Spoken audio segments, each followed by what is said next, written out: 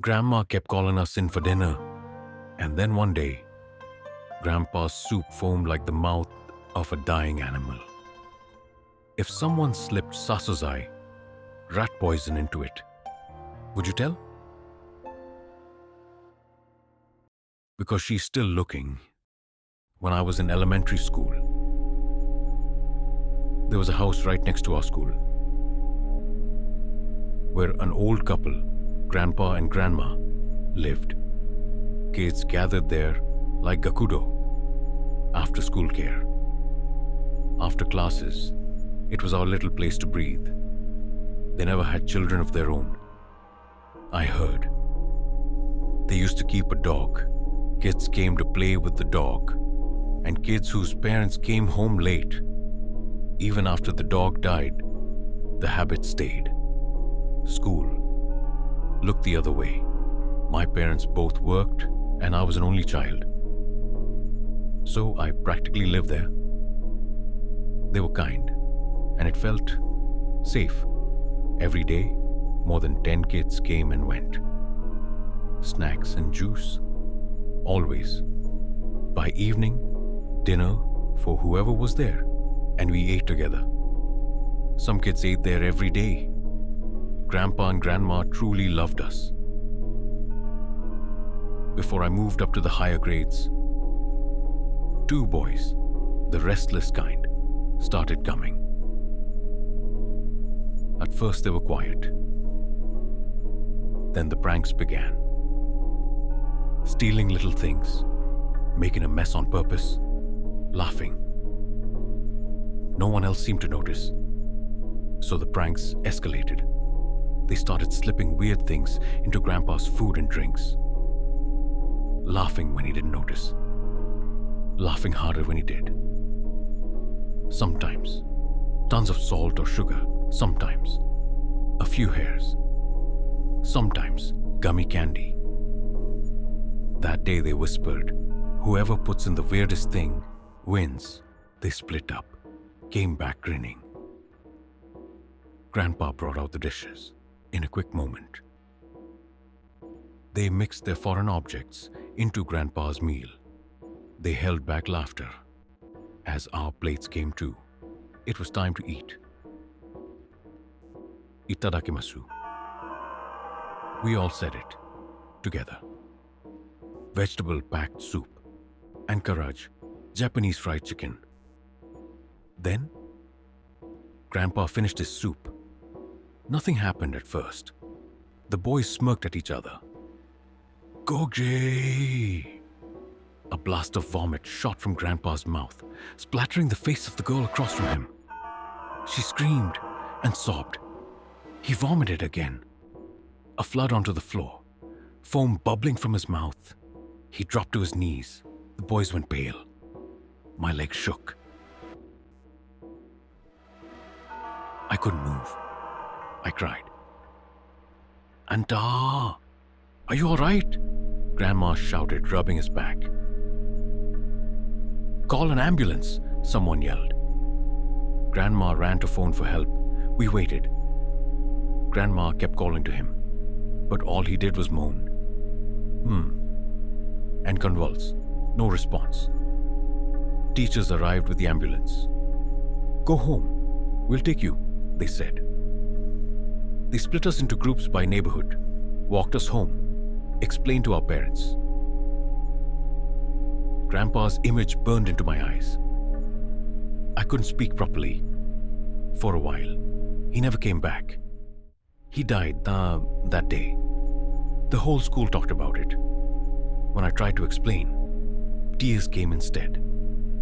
Later, they said they found sasozai, rat poison, in Grandpa's soup.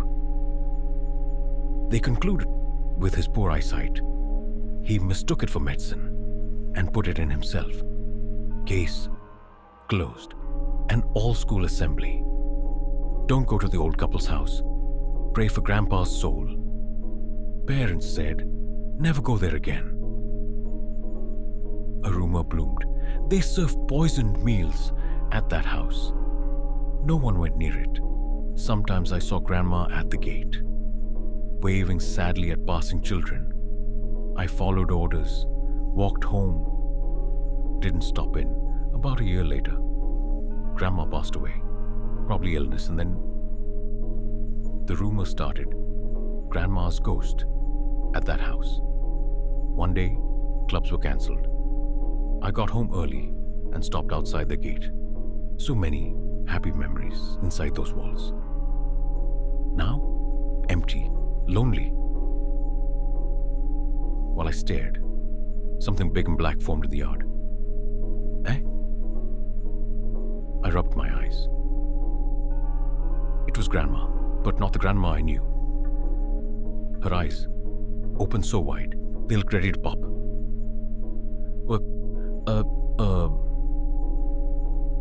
I ran, whispering in my head, I'm sorry, but I'm sorry, I'm sorry.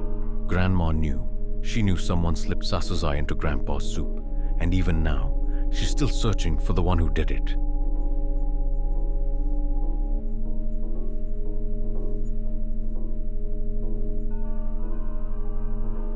On a storm-dark afternoon in Nagoya, a voice by the roadside drain whispered, "Let's stick the umbrella in." None of us had said it. This happened when I was in the lower grades of elementary school in Nagoya. It was September, still hot, and rain was pouring down in sheets. That day, I was walking home in a group of 3, 2 classmates from my neighborhood and me.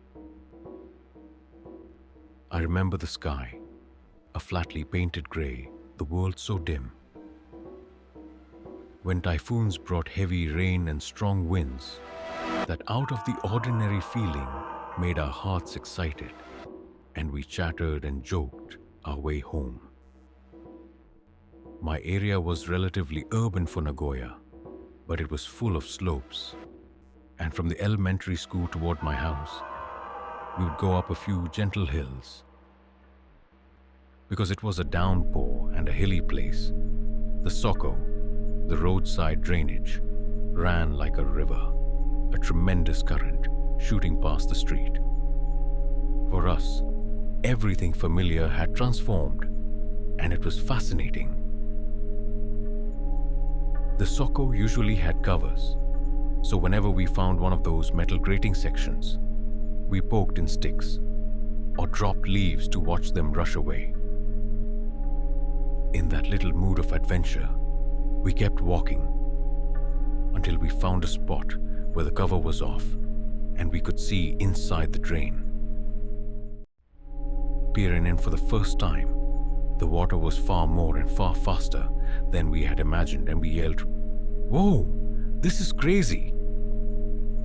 and tossed in stones, laughing as they vanished in an instant.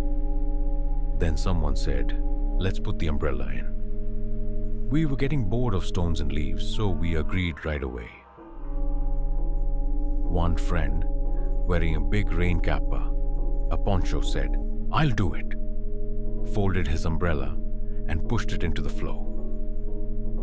The current grabbed the umbrella and water flooded into the folded canopy, and my friend, unable to let go, lurched toward the drain. At that moment, a shout came from behind, "Hey, you kids, stop!"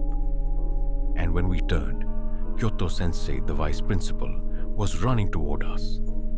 Startled, my friend finally let the umbrella go, and it vanished at once.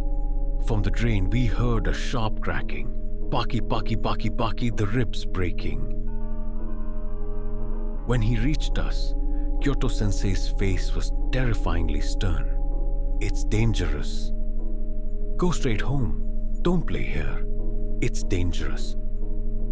We rarely ever dealt with the vice principal, so being scolded like that, we scattered like spiderlings and hurried home.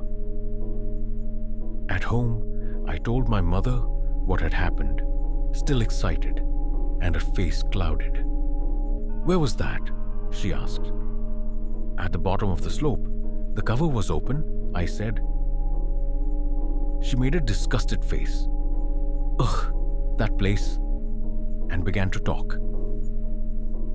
About 8 years earlier, on a similar day of torrential rain, an elementary schoolboy, walking home alone, left only his randoseru, his backpack, by the drain and disappeared. The school was notified.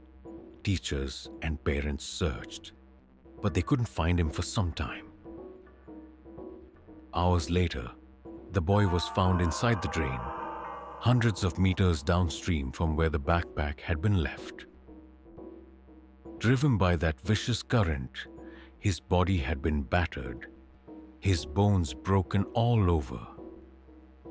The one who found the twisted, rigid body was Kyoto-sensei. People who lived there at the time all remember it. It was a well-known accident in the neighborhood. Since then, on rainy days, Kyoto-sensei patrols the students' routes home. Later that day, he even called our house to check if anyone was hurt. He told my mother that when he was doing his usual patrol, he saw us gathered at the drain at the bottom of the slope, and the blood drained from his face. He ran, because that place was exactly where the boy had fallen in. After the accident, covers were installed on the school route drains, so he said it was truly strange that on that day, only that spot was open. If Kyoto-sensei hadn't come and shouted, I feel my friend would have been pulled in, like that boy. Later, when the three of us talked about it, we agreed we were lucky he came. And then one of us asked, by the way, who said let's put the umbrella in? None of the three of us had suggested it. So, who did? When heavy rain falls even now, I remember that day. The grey light, Kyoto-sensei's voice and face, and the words, let's put the umbrella in.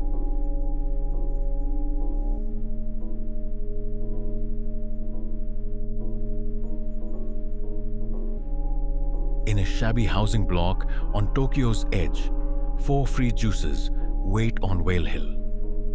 Someone in the bushes is already smiling. This happened when I was in elementary school. At the time, I lived in a Shiei-danchi, a municipal housing complex on the outskirts of Tokyo. The rent was cheap, but the buildings were old and the area couldn't really be called safe. On the first floor of the complex, there was a not-so-clean chuka ryoria, a Chinese eatery. The owner's son was a problem child. He was around our age, elementary school age, but he didn't seem to attend school. He always wore torn, dirty clothes with a constant snotty nose. He bullied a nearby kid with an intellectual disability, and he hit cats with a stick. One time, when the 4 of us close friends were playing together, he suddenly flipped up my skirt. "What are you doing?" I shouted. "Shh." He clicked his tongue, then kicked me hard in the back.